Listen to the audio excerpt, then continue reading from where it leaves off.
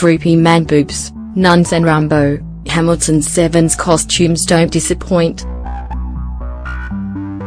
Droopy man boobs, nuns and Rambo, Hamilton's Sevens costumes don't disappoint.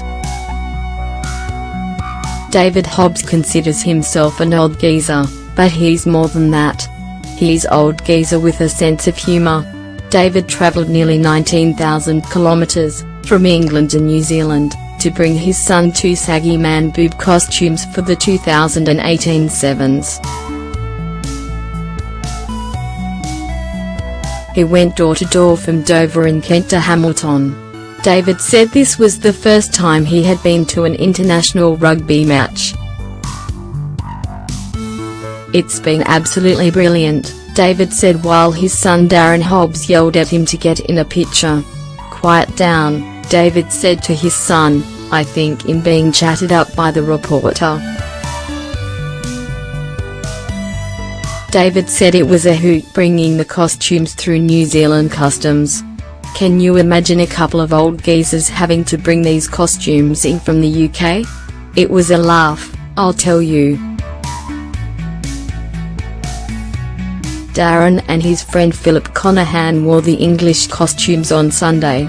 They were crop tops with the word Droopers on them with man boobs sagging beneath. It was obviously a play on their lack of uniform for waitresses at the American bar Hooters, but for the older generation. "One of my mates lost his nipple from the costume because he was being groped," Darren said. Other fans were a little more tasteful.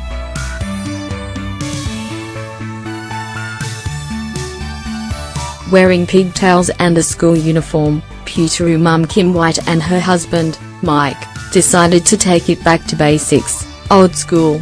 Kim said their daughter suggested the nerd uniform and they complied. "I quite like it," Kim said. Both found the HSBC Sevens a great event and promised to be back next year. "The only gripe I have is people standing during the games.